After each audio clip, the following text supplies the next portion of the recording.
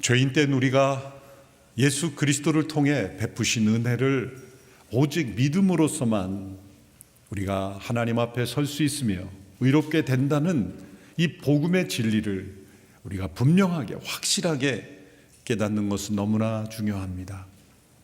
사도 바울은 오직 믿음으로 의롭게 된다는 이 진리를 무너뜨리고 믿음만이 아니라 율법을 함께 지켜야 한다는 이들과 싸우고 있습니다.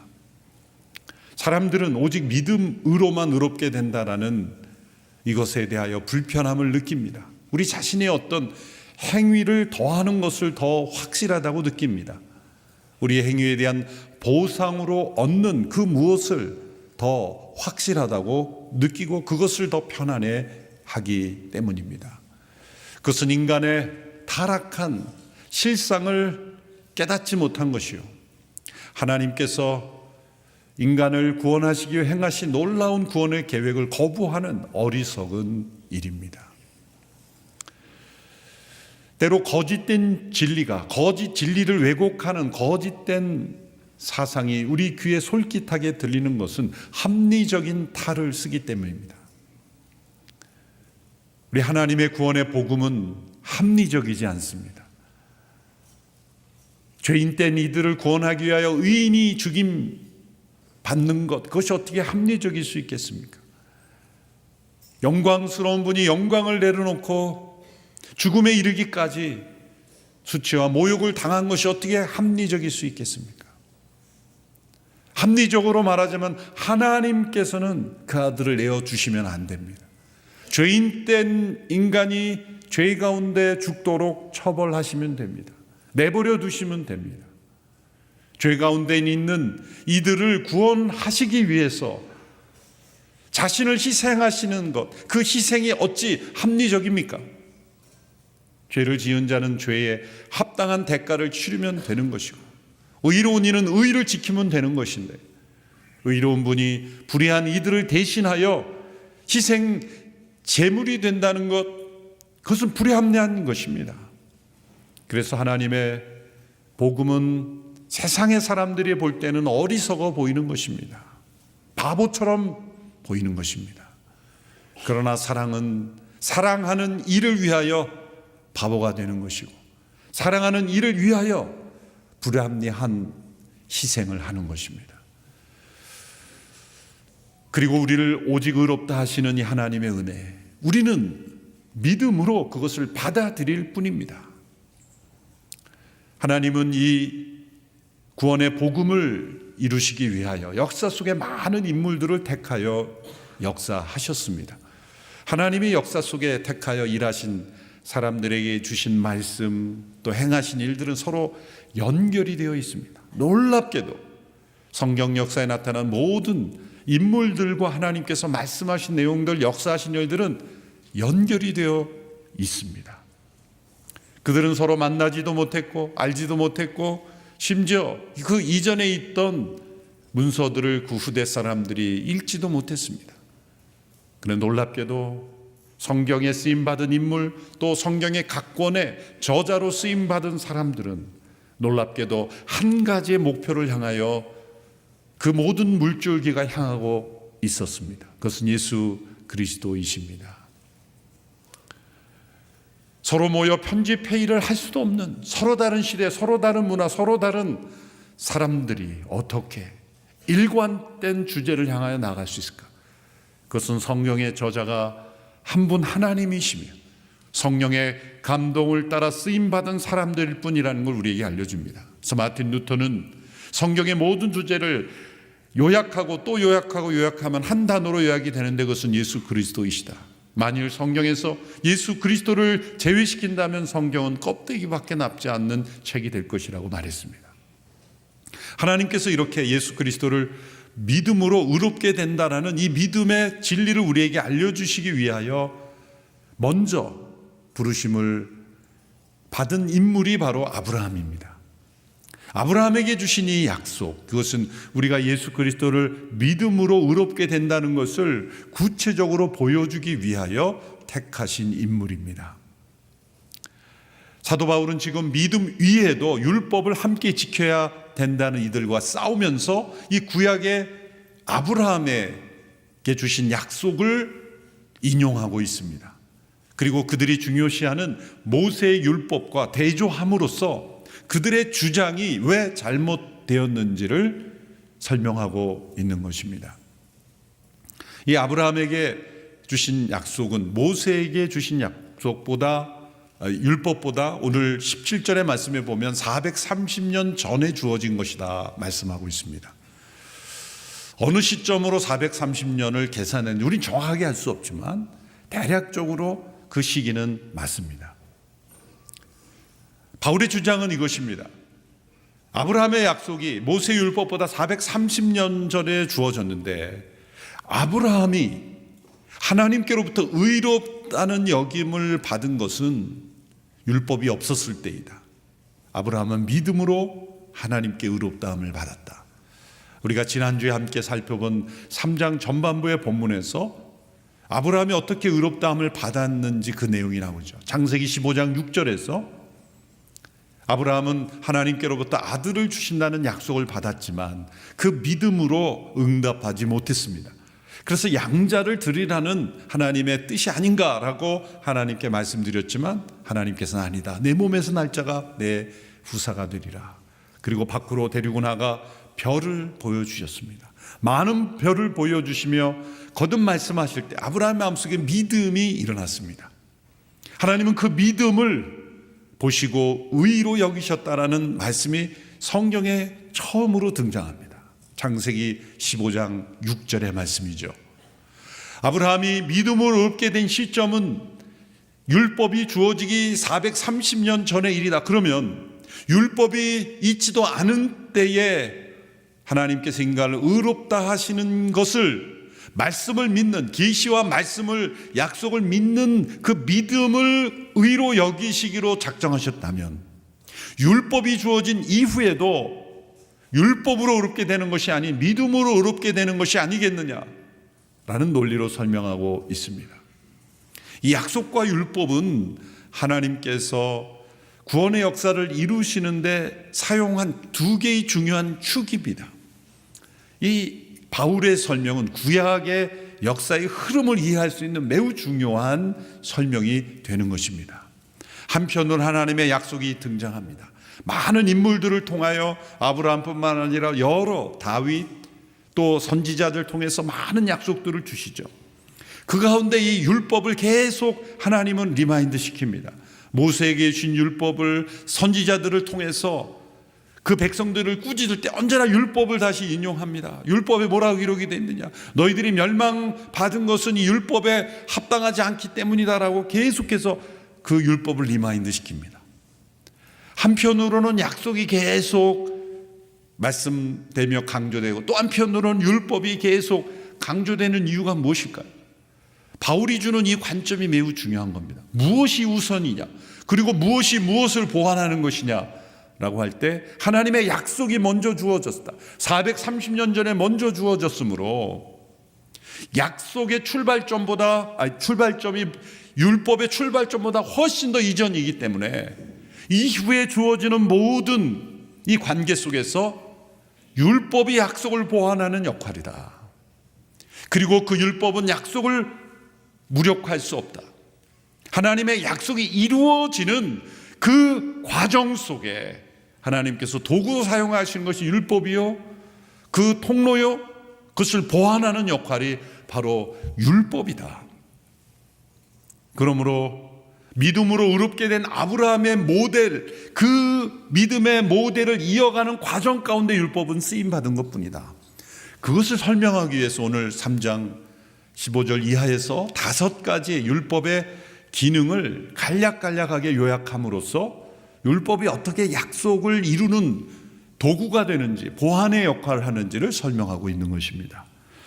처음으로 첫 번째, 율법은 미리 정해진 약속을 무효할 수 없다는 것입니다. 17절의 말씀 같이 읽겠습니다. 시작. 내가 말하고자 하는 것은 이것입니다. 430년 후에 생긴 율법이 하나님에 의해 미리 정해진 언약을 무효하여 그 약속을 취소할 수 없다는 것입니다. 모세의 율법이 주어졌을 때 그 백성들은 그 율법을 중요시하게 생각했고, 그리고 그것을 중심으로 삶의 모든 패턴을 만들어 갔습니다. 한편으로는 이해가 되는 면도 있습니다. 왜냐하면 모세가 율법을 하나님께로부터 천사들을 통하여 받을 때 당시에 그 시대에, 우린 이 세계 문화 인류학적인 그 시대를 보면 그런 법이 없었습니다. 그런 수준의 법이 없었어요. 고대 함무라비 법전이나 여러 비슷한 고대 운동의 법조문을 봐도 법이란 사람들이 모여서 각자의 생각을 모아서 우리가 어떤 공동체를 이루고 어떤 국가를 이룰 것인가를 합의한 것이 법 아니겠습니까? 그런데 그 시대, 동시대에 주어진 그런 법들을 보면 비교가 되지 않아요. 너무나 초보적이고 원시적이에요.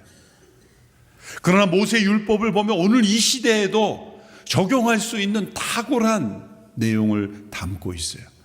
한 공동체뿐만 아니라 한 국가뿐만 아니라 이 세상을 보는 관점도 그 율법에 포함이 되어 있죠. 저는 신명기 율법들을 이렇게 읽을 때마다 마음을 감동을 주는 구절이 너무나 많아요. 하나님께서 주신 그 법 가운데 예를 들면 그 밭을 갈고 농사를 질 때 그 모퉁이에 있는 그것까지 그렇게 완벽하게 추수하지 마라. 좀 내버려 두어라. 왜? 고아와 과부들, 나그네들이 그것을 먹고 살 수 있게 해주라. 이삭을 추수할 때 그 추수해서 들고 갈 때 혹 한 단이 빠져가지고 떨어지면 그것까지 주소로 뒤돌아가지 말고 그냥 떨어뜨려 놔라. 고아와 과부들과 나그네들이 그것을 먹을 수 있게 해주라. 그런 한 구절 한 구절을 보면 그 당시에 있었던 동시대 어떤 나라의 율법에도 없는 탁월한 윤리적인 가치가 있는 법이죠. 그러니 유대인들이 자부심을 느낄 만도 해요. 그러나 하나님께서 왜 그러한 율법을 주셨는가를 역사적인 관점에서 생각할 수 있어야 되는데 그걸 잃어버린 거예요. 아브라함에게 주신 약속을 통해서 이 율법에 주신 목적을 봤어야 되는데 그 이전의 세대를 잃어버리고 이 역사의 유기적인 연결을 잃어버리고 율법으로부터 그들의 삶이 시작된 것처럼 착각한 거예요. 아브라함에게 주신 약속은 창세기 12장 1절에 3절에 제일 먼저 나옵니다. 15장 17장 그 이후에도 계속 반복되죠. 그런데 그 핵심적인 내용은 무엇입니까? 아브라함을 부르셔서 약속의 땅을 주고 자손을 주고 그 자손을 통하여 땅의 모든 사람이 복을 받게 하시겠다는 거죠. 그런데 그 내용보다 더 중요한 것은 강조점이 어디에 있냐면 내가 하리라, 내가 이루리라, 내가 만들어주리라, 내가 그렇게 하리라라는 이 내가라는 하나님의 주권과 능력을 강조하는 단어가 가장 많이 반복되고 있어요. 하나님께서 하신다는 거죠. 근데 모세율법에서 가장 반복되는 것은 그 모든 내용에 대해서 항상 덧붙여지는 것이 너는 해야 한다, 너는 할지니라, 너는 지켜야 된다 라는 말이 반복되고 있는 거 아니겠습니까? 그런데 이 둘을 말씀하신 하나님이 동일한 하나님이세요. 아브라함을 통해서는 내가 이루리라, 내가 만들어주리라고 약속하신 하나님께서 모세를 통해서는 너는 해야 한다, 지켜야 된다, 이루어야 된다고 우리에게 강요하고 계세요. 어떻게 이것이 하나가 될 수 있을까요? 그것은 이 모세의 율법 앞에 하나님의 약속을 받았지만 이 모세의 율법 앞에 서면서 우리에게 요구하시는 모든 하나님의 율법을 우리가 행하려고 할 때 이를 지킬 수 없다는 것을 우리가 깨닫게 되면서 우리는 내가 하리라는 하나님의 약속을 바라보게 되는 거예요. 하나님께서 요구하시는 모든 법을 우리는 지킬 수 없구나 라는 것을 율법 앞에서 깨닫게 돼요. 이미 이스라엘 역사를 통해서 깨달았죠. 그렇게 율법의 자부심을 가지고 자랑스럽게 여기던 이들이 율법 앞에 불순종한 자가 되어서 바벨론의 아시리아로 포로로 잡혀가고 나라가 망하는 역사가 이스라엘 역사 아니겠습니까? 무엇을 보여주는 겁니까? 그것은 이 율법 앞에 섬으로써 하나님의 약속을 빛나게 하고 그 약속을 바라보게 하고 그 약속을 주신 하나님께서 그러므로 하나님께서 이루시는 것이구나 라는 것을 바라보게 하는 겁니다. 이 율법은 약속을 빛나게 하는 배경이 된다는 겁니다. 별이 언제 빛납니까? 밤하늘에 빛나요. 칠흑같이 어두운 밤일수록 별이 더 반짝이는 것처럼 이 율법 아래에 있는 모든 이들이 바로 하나님의 약속을 바라보게 하는 배경이 된다는 것입니다. 또한 두 번째로 율법은 약속된 자손이 오실 때까지만 유효한 것이다라는 말씀입니다. 19절의 말씀 같이 읽습니다. 시작. 그러면 율법은 무엇입니까? 율법은 약속된 자손이 오시기까지 죄 때문에 더한 것입니다. 이 율법은 천사들을 통해 한 중보자의 손으로 주어졌습니다. 율법은 약속된 자손이 오시기까지 더해진 것이다. 약속된 자손은 누구입니까? 예수 그리스도이십니다. 사도 바울은 16절에 보면은 이 구약의 히브리어 문법을 사용해서 이것을 증거하고 있어요. 하나님께서 아브라함에게 약속된 자손을 주신다, 약속된 자손을 주신다고 했는데 살펴보면 복수형이 아니라 단수형이다. 만일 그걸 복수형으로 했다면 이스라엘 백성들은 우리 같은 혈통의 후손들을 가리키는 것이라고 주장했을 겁니다. 그런데 바울은 정확하게 하나님께서 약속된 자손을 말씀하실 때 복수형으로 쓰신 적이 없고 단수형으로 쓰심으로써 말씀하고 계시다는 거예요. 하나님의 문법을 잘못 쓰신 게 아니라 정확하게 사용하심으로 후대에 오해가 없도록, 신학적 오유가 없도록 하나님이 단수로 쓰셨다는 거예요. 왜 그러셨을까? 아브라함의 약속된 후손이라 함은 곧 아브라함의 혈통으로 오시는 예수 그리스도를 말하는 것이요, 그리고 별과 같이 많아질 것이라는 것은 그를 믿는, 예수님을 믿는 이들이 되어 예수님을 믿는 이들에게 속하여 아브라함에게 연결되는 수많은 사람들을 가리키는 것이다. 혈통적으로 유대인이 아니라 예수 그리스도를 믿음으로 영적 아브라함의 자손이 되는 후손들을 가리키는 것이다. 그것을 우리에게 알려주시기 위해서 복수형으로 후손을 쓰지 않고 단수형으로 썼다고 사도 바울이 강조하고 있습니다. 이 율법은 약속된 자손이 오기까지만 유효한 것이다. 그러므로 예수 그리스도가 오심으로 모든 율법의 기능은 폐하여졌다. 십계명을 비롯한 도덕법은 그대로 원리가 이루어지지만 의식법이나 제사법이나 음식법이나 모든 법들은 다 폐하여진 것이다 강조하고 있습니다. 세 번째로 율법은 모든 사람을 죄 아래에 가두었다 말씀합니다. 22절의 말씀이죠. 시작. 그러나 성경은 모든 것을 죄 아래에 가두었습니다. 이는 믿는 사람들에게 예수 그리스도를 믿는 믿음에 근거한 약속을 주기 위함입니다. 그래서 성경은 율법을 가리키는 것입니다. 가두었다라는 것은 죄수를 감옥에 가둘 때를 의미하는 것이죠. 모든 사람이 죄의 감옥에서 태어납니다. 태어날 때부터 우리는 죄의 감옥에 태어나고 스스로 선택하는 것도 다 죄의 감옥 가운데 있다는 거죠. 왜? 모든 사람을 율법 아래 가둠으로 그 율법을 통해 죄 아래 가두었다고 말씀합니까? 어느 누구도 죄의 문제에서 나는 상관없다라고 주장할 수 있는 사람이 없도록 하기 위하여 율법을 통하여 다 죄 아래 가둔 거예요. 율법 앞에 설 때 모든 사람이 죄인임이 분명히 드러나기 때문이죠. 태어날 때부터 죄의 감옥에서 태어난다고 한다면 갓 태어난 그 정말 신생아, 정말 꾸밈 없고 정말 그 너무나 예쁜 그 아기의 모습을 보면서 죄의 감옥에서 태어났다고 하면 너무 무자비한 게 아닙니까? 몇 년만 지나보세요. 실체가 드러나죠. 돌만 지나도 실체가 드러나는 거예요. 죄의 감옥에서 태어난 존재라는 거예요. 지극히 자기중심적이고 훈련되지 않는다면 자기밖에 모르는 그런 존재가 되는 거예요. 죄의 감옥에서 태어난. 그걸 어떻게 알겠습니까?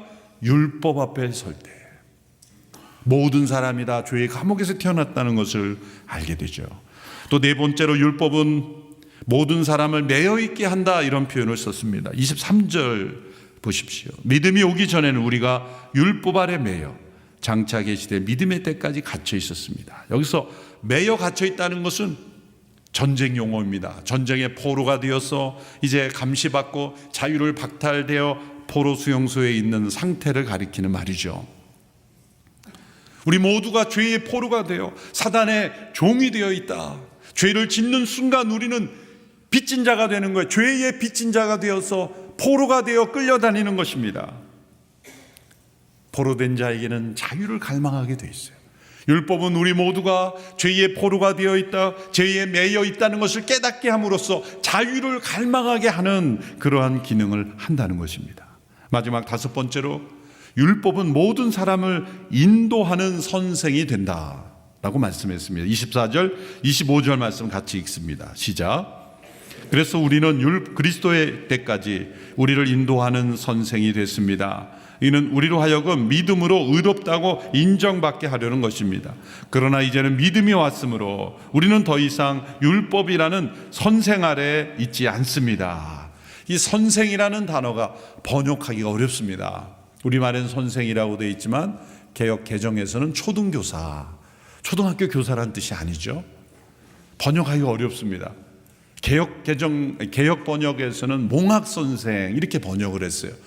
다 불충분한 번역들입니다. 몽학 선생이나 초등교사나 선생이나, 그것은 이 선생 혹은 교사라는 것은 아이들에게 지식을 가르치고 교양을 쌓도록 인도하는 긍정적 의미의 기능이기 때문입니다.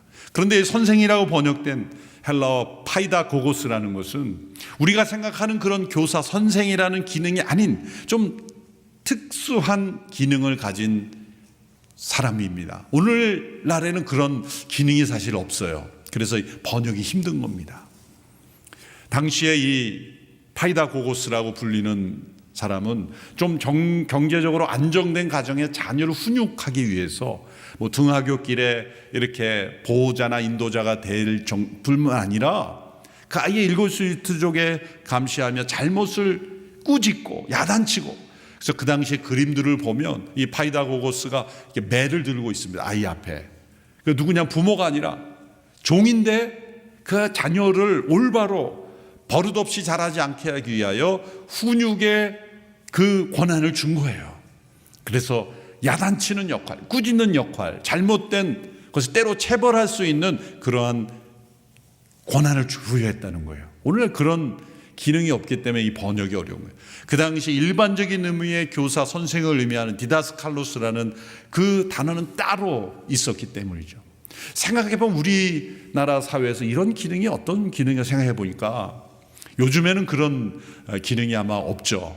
요즘은. 그런데 저희 중고등학교 때만 해도 학교 들어가면 이 교사 선생님들이 보라가면서 훈육관 역할을 하셨잖아요. 또 이 고학년을 세워서 그렇게 하기도 하고, 그래서 복장 검사하고 또 교복 검사하고 옷을 제대로 입었는지, 그래서 머리가 길면 기계를 가지고 막 그 교문 앞에서 막 밀기도 하고, 연세 드신 분들은 그런 경험 해본 적도 있어요. 때로는 심하게 막 가운데를 막 밀어버리기도 하고, 그리고 막 교실에서 그게 화작거리서 막 웃고 말이죠. 머리 재밌다 그러죠. 오늘날 같으면 다 고소하고 뭐 난리 나죠. 인권위에 고발하고 난리 날 텐데, 그때는 뭐 그런 당연한 줄 알고, 그래도 스승의 날 되면 스승의 노래 부르면서 감사히 하고 막 이랬던, 좀 정감이 있었던 시대에 있던 것 같은데, 오늘날에는 찾아보기 어려운 그런 기능, 훈육관이었다. 그러니까 잘못을 지적하기 위해서 존재하는 기능이에요. 그게 파이다고고스라는, 여기에 선생이라는 단어로 번역된 율법을 바울이 그 당시에 있었던 그런 기능을 가진 종을 가리켜 율법은 그런 기능이다. 없어야 되는데 없으면 교만하고 자만하고 자기가 잘못한 줄 모르고 뻣뻣하게 살기 때문에 부모가 그런 역할을 하면 부모가 상처를 줄까 봐 그런 기능을 하는 종을 세워서 잘못할 때마다 따끔하게 야단치라고 신뢰할 수 있는 그런 권한을 부여한 종. 율법이 바로 그런 것이라는 거예요. 하나님이 우리를 미워서 그 기능을 준 게 아니에요. 우리를 살리려고 그 기능을 주었다. 결론적으로 율법의 기능은 구원을 주는 것이 아니라 구원의 필요성을 느끼게 하고, 그 율법이 길과 진리가 아니라 길과 진리를 갈망하게 하는 우리가 얼마나 참된 길과 참된 진리로부터 멀어져 있는가를 깨닫게 하는 기능으로 하나님이 주신 것이고, 하나님의 약속이 우리에게 얼마나 생명줄인가를 깨닫게 하고, 그 약속을 붙잡게 하는, 그 약속을 잃어버리는 것이 아니라 그 약속을 붙잡게 하는 기능으로 율법을 주셨다는 거예요.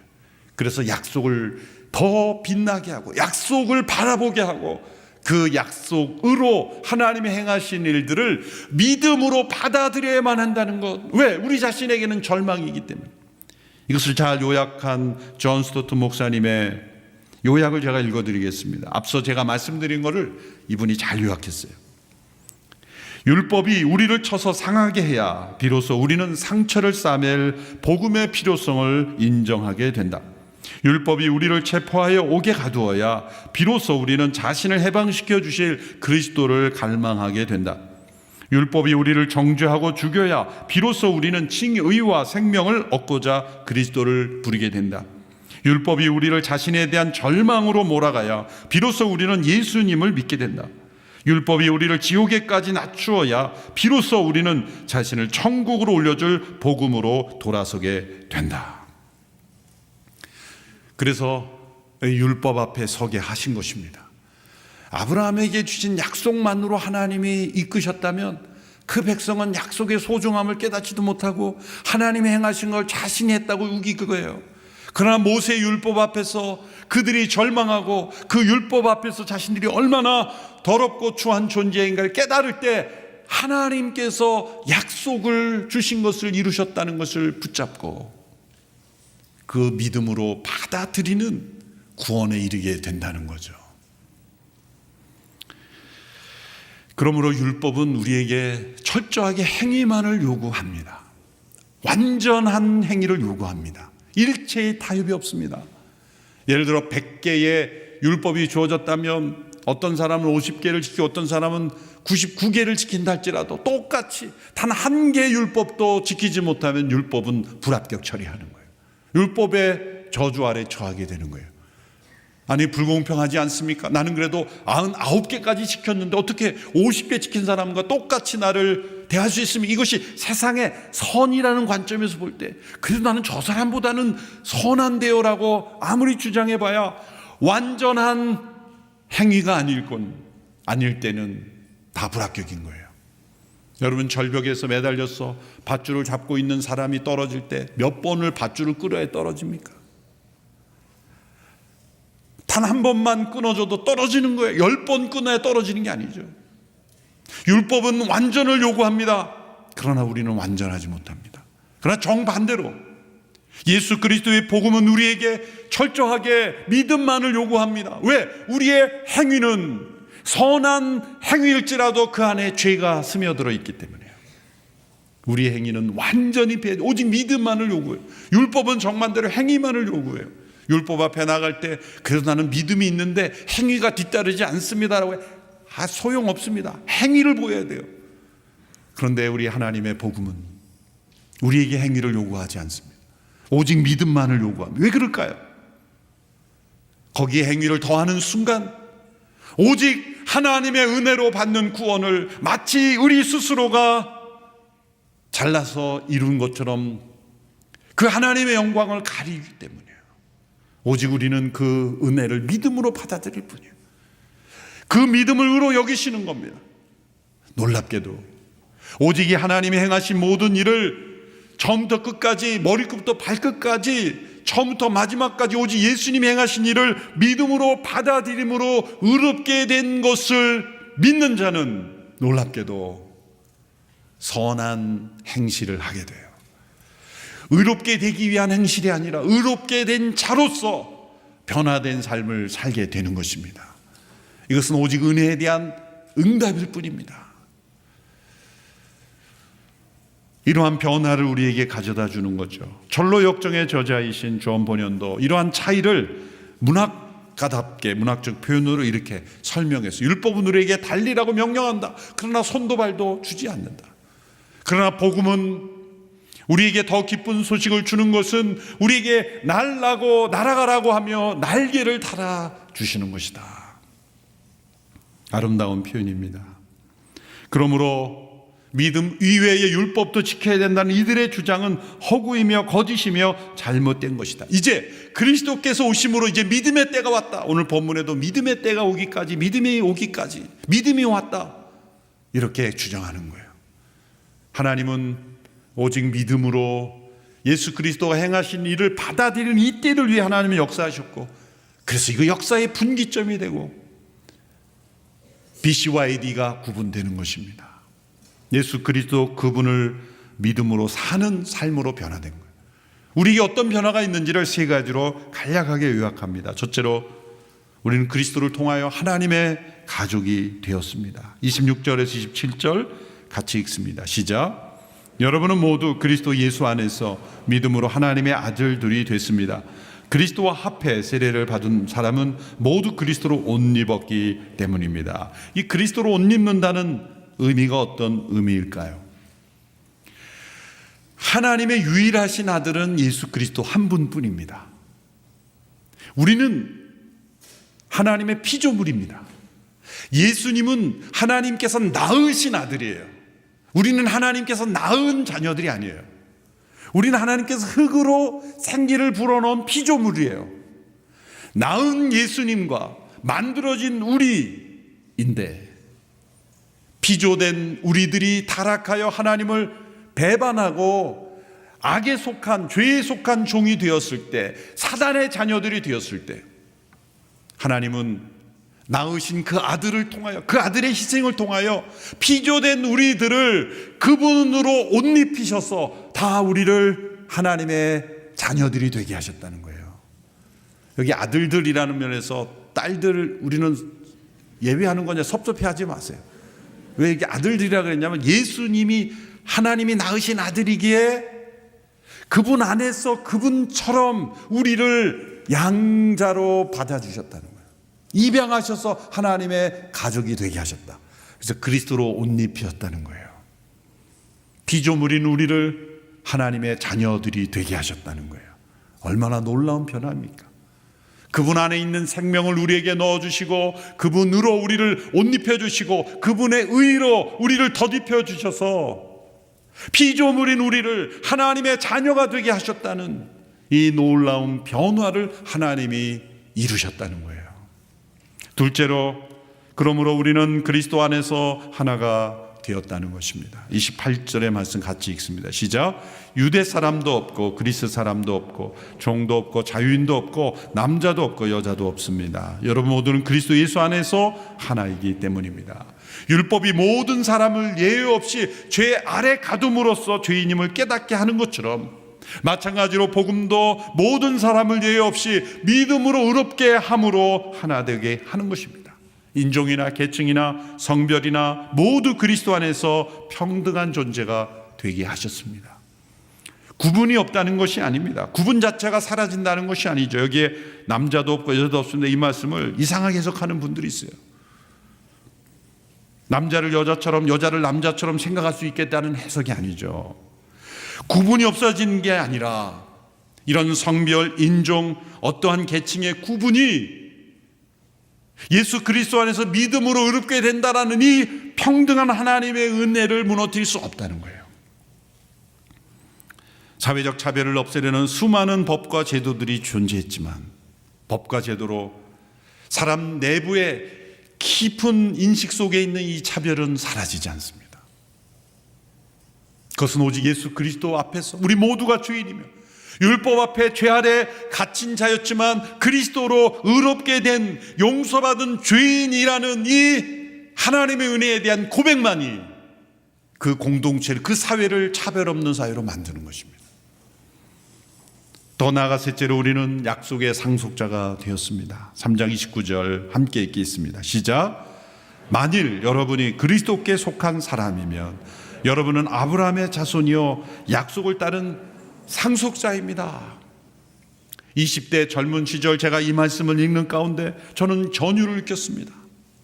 내가 예수님을 믿는다면 그리스도에 속한 사람이고, 그러면 아브라함의 자손이고 약속을 따른 상속자이다. 구약과 신약이 연결될 뿐만 아니라 신약과 내가 연결이 되는 거예요.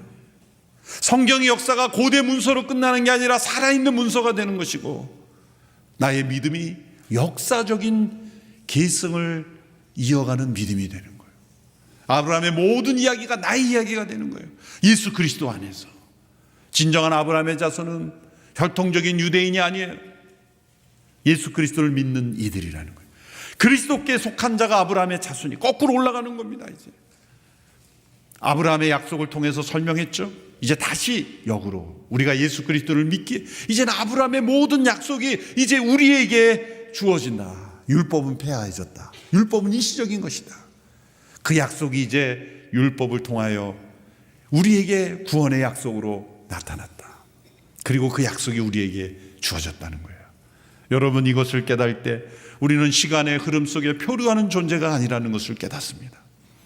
우리는 아브라함의 영적 후손이요, 이제 그에게 주신 약속이 살아있는 상속자로서의 권위와 그런 가치와 그런 능력을 부여받은 상속자라는 것, 이것을 믿고 우리가 믿음 가운데 굳게 서는 우리 모두가 되기를 축원합니다. 하나님의 복음은 우리를 사로잡는, 우리를 구원하실 뿐만 아니라 우리를 능력 있게 하고 우리를 영원한 나라로 이끄시는 하나님의 능력입니다. 이 복음을 확신하고 더 깊이 체험하기를 갈망하는 우리 성도들이 되기를 축원합니다. 기도하겠습니다. 하나님 아버지, 오직 믿음으로 우리를 의롭다 하신다는 하나님의 구원에 이 놀라우신 계획에 우리가 역사를 통하여 우리의 신앙의 체험들을 통하여 더 깊이 깨닫게 하시고 이 복음 위에 굳게 서는 우리 모두가 되게 하여 주시옵소서. 예수님의 이름으로 기도하옵나이다.